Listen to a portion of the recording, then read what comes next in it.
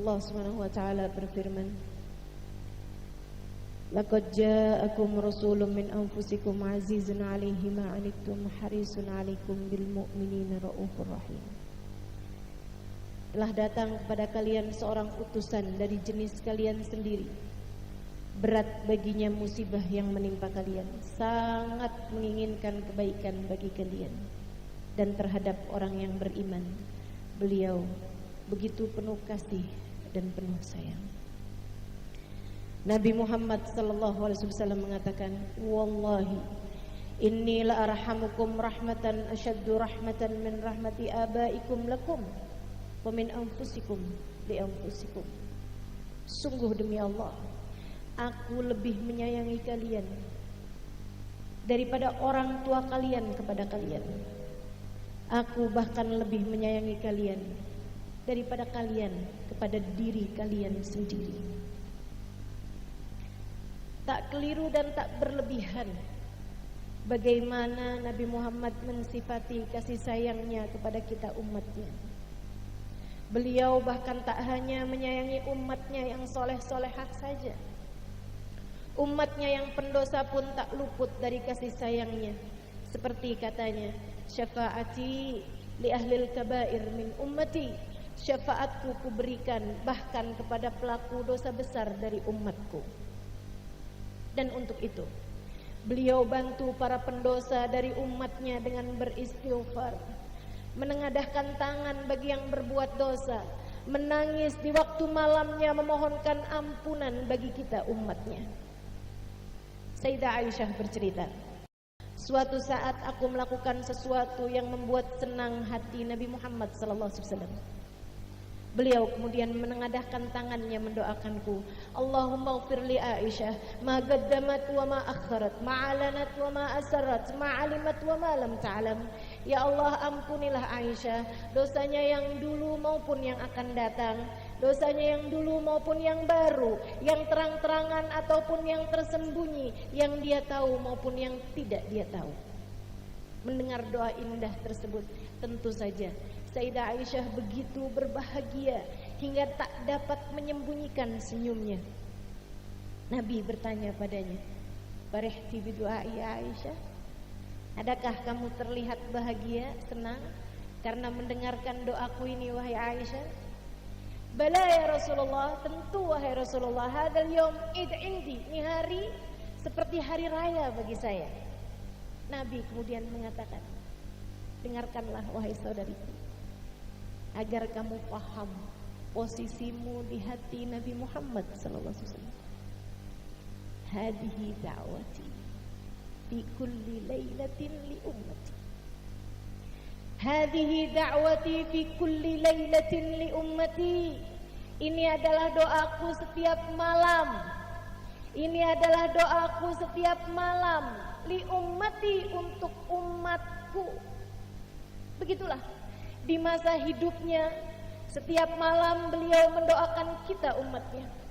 Allahumma ighfir li ummati ma qaddamu wa ma akharu, ma asarru wa ma a'lanu, ma alimu wa ma lam ya'lamu. Ya Allah, ampunilah dosa umatku yang lalu-lalu maupun yang akan datang, yang mereka lakukan terang-terangan ataupun yang mereka lakukan sembunyi-sembunyi. Ya Allah, ampunilah dosa umatku yang mereka tahu ataupun yang tidak mereka tahu. Dan jika kamu adalah bagian dari umatnya, seharusnya doa Nabi Muhammad terijabah atasmu. Maka dalam hidup ini, jika kamu pernah terpuruk dalam dosa, ingin keluar darinya, namun berulang kali terkalahkan oleh hawa nafsu.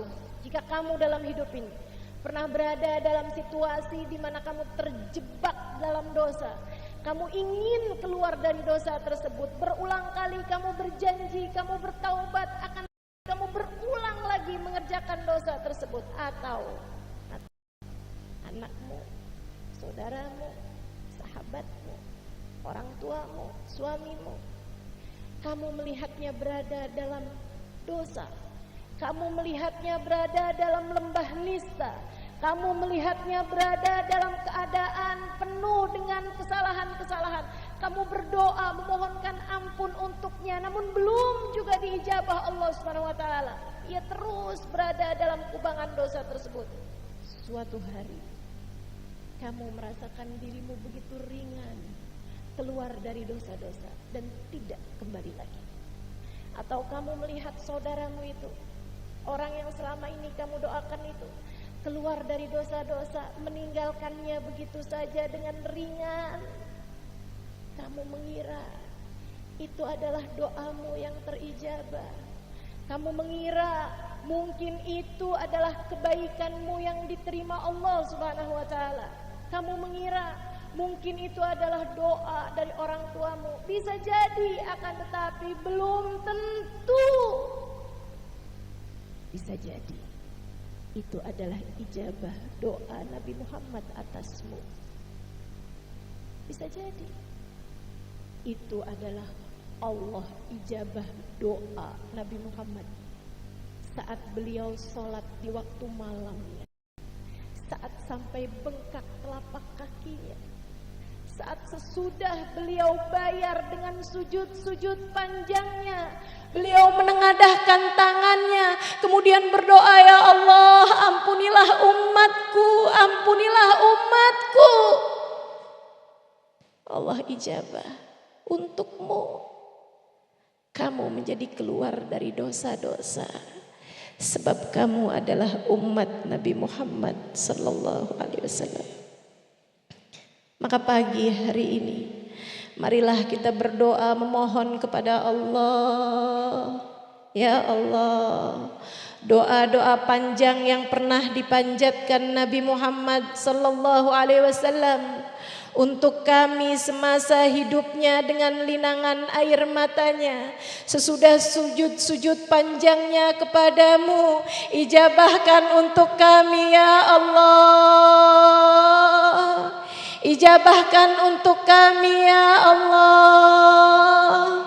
Ijabahkan untuk anak-anak kami ya Allah.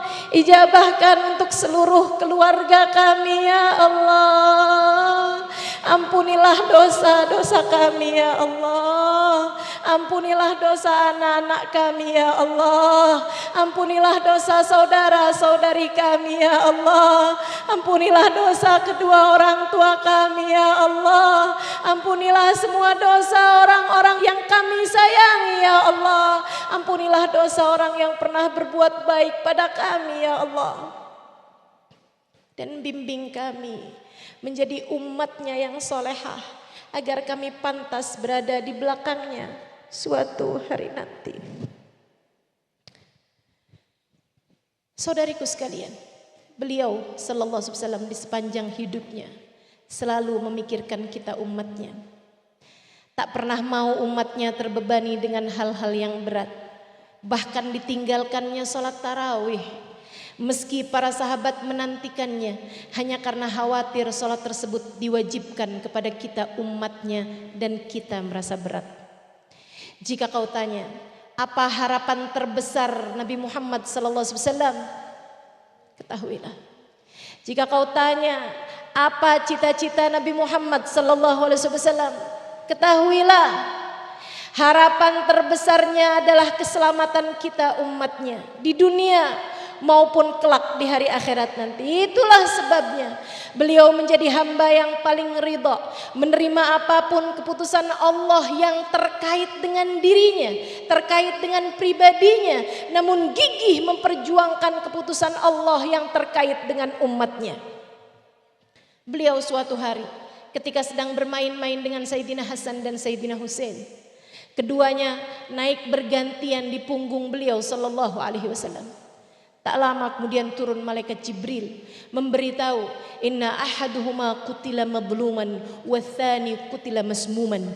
Wahai Nabi Muhammad, Allah berkirim salam kepadamu, kata malaikat Jibril, dan memberitahumu bahwa yang satu akan meninggal terpenggal kepalanya, yang satu akan meninggal dunia dalam keadaan diracun. Apakah Nabi Muhammad protes? Tidak. Sebab itu menyangkut diri beliau sendiri. Sebab itu menyangkut pribadi Nabi Muhammad SAW. Nabi hanya menundukkan kepalanya seraya berkata, raditu billahi rabba. Aku ridha terhadap apapun yang menjadi keputusan Allah Subhanahu wa taala. Namun ketika Nabi Muhammad diberitahu, wahai Muhammad, Allah menerima taubat umatmu jika mereka bertaubat 1 tahun sebelum meninggal dunia. Nabi Muhammad protes, ya Allah, zid ala ummati, tambahkan untuk umatku ya Allah. Ada banyak di antara mereka yang baru bertaubat sebulan, kemudian keburu ajal datang menjemput mereka. Siapa untuk mereka ya Allah? Allah kemudian berkata, aku terima dari taubat umatmu wahai Muhammad jika mereka bertaubat 1 bulan sebelum meninggal dunia. Nabi Muhammad kemudian masih meminta kepada Allah, ya Allah tambahkanlah ada umatku yang baru bertaubat seminggu 2 minggu kemudian mereka meninggal dunia. Siapa untuk mereka jika engkau tidak menerima taubatnya ya Allah? Allah berkata, wahai Muhammad, aku terima dari taubat umatmu jika mereka bertaubat 1 minggu sebelum meninggal dunia. Ya Allah tambahkanlah buat umatku. Ada di antara mereka yang baru bertaubat sehari 2 hari ya Allah. Jika engkau tidak menerimanya, siapa untuk mereka ya Allah? Allah berkata, wahai Muhammad, aku terima dari taubat umatmu jika mereka bertaubat 1 hari sebelum meninggal dunia. Ya Allah tambahkanlah untuk umatku. Di antara mereka ada yang baru bertaubat 1 jam 2 jam kemudian meninggal dunia. Tambahkanlah untuk umatku ya Allah. Allah berkata, aku terima dari taubat umatmu 1 jam sebelum meninggal dunia. Ya Allah tambahkanlah lagi untuk umatku. Di antara mereka ada yang baru bertaubat 1 menit 2 menit ya Allah. Jika engkau tidak menerimanya, siapa untuk mereka ya Allah? Bagaimana nasibnya kelak di sana ya Allah? Terimalah taubat mereka ya Allah. Allah berkata, wahai Muhammad, khusus untuk umatmu aku terima taubat mereka. Malam yugharghir, selagi nafasnya belum sampai di tenggorokan. Sesudah sakaratul maut, sesudah datang sakaratul maut, ia bertaubat, masih diterima taubatnya. Malam yugharghir, selagi nafasnya belum sampai di tenggorokan. Perjuangan Nabi Muhammad sampai di tetes yang penghabisan. Saudaraku sekalian yang saya muliakan, Nabi Muhammad berkata, khayyarani Allah baina an yadkhul nisfa ummati ilal jannah wa baina syafa'ah. Aku diberi pilihan oleh Allah Subhanahu wa taala untuk masuk setengah umatku ke dalam surga ataukah syafaat. Aku memilih untuk diberi syafaat. Aku diberi pilihan untuk masuk 2/3 umat ke dalam surga ataukah syafaat. Aku tetap lebih memilih syafaat. Aku diberi pilihan untuk masuk 2/3/4 dari umatku ke dalam surga ataukah syafaat. Aku pun tetap lebih memilih untuk syafaat, agar aku bisa mensyafaati semua umatku. Beliau bahkan pernah bersumpah, wallah inni la arhamakum rahmatan asyaddu min rahmati abaikum lakum wa min anfusikum li anfusikum. Sungguh demi Allah, aku sangat menyayangi kalian umatku lebih daripada kasih sayang orang tua kalian kepada kalian, dan lebih daripada kasih sayang kalian kepada diri kalian sendiri. Beliau pun juga bahkan pernah berkata, wallah lau yushaku ahadakum bisyaukatin fi rijlih la ajidu alamaha fi qalbi. Sungguh demi Allah, sungguh demi Allah katanya. Saudaraku sekalian, dengarkan dengan hatimu ucapan bagindamu Nabi Muhammad agar jadi obat bagi hatimu teman-teman. Wallahi lau yushaku ahadakum bisyaukah fi rijlih la ajid alamaha fi qalbi.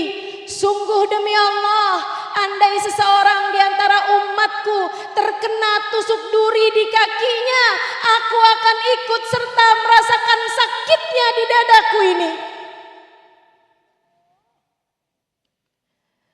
Maka jika dalam hidupmu kamu merasa cinta kepada Nabi Muhammad, cintamu telah didahului oleh cintanya. Jika kamu merasa rindu padanya, rindumu telah didahului oleh rindunya. Beliau bahkan pernah merindukan kita di masa hidupnya dan berkata, "Oh syauqan ala ikhwani." Duhai alangkah rindunya hati ini kepada saudara-saudariku. Siapakah mereka wahai Rasulullah? Siapa menurut kalian?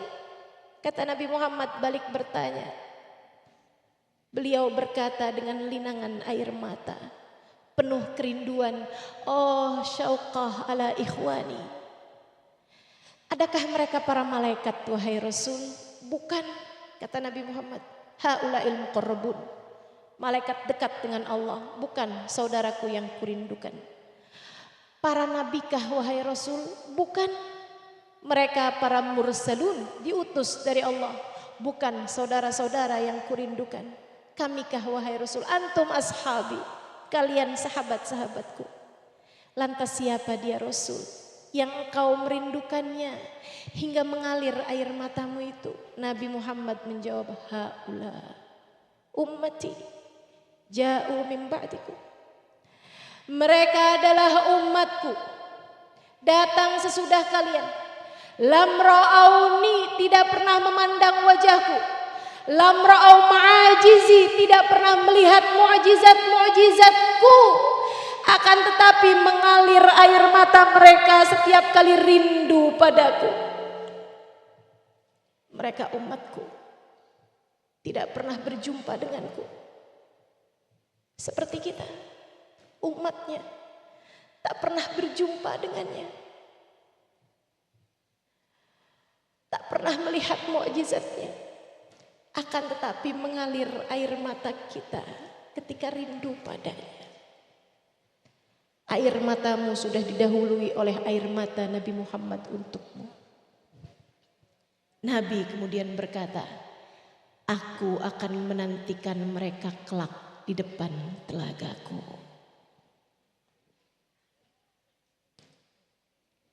Saudariku, siapa tahu kita adalah salah satu dari mereka yang dimaksudkan Nabi Muhammad kala itu.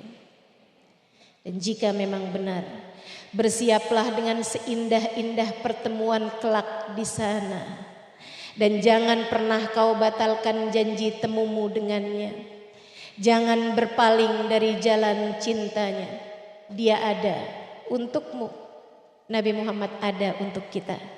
Jangan pernah meninggalkannya untuk apapun dan untuk siapapun.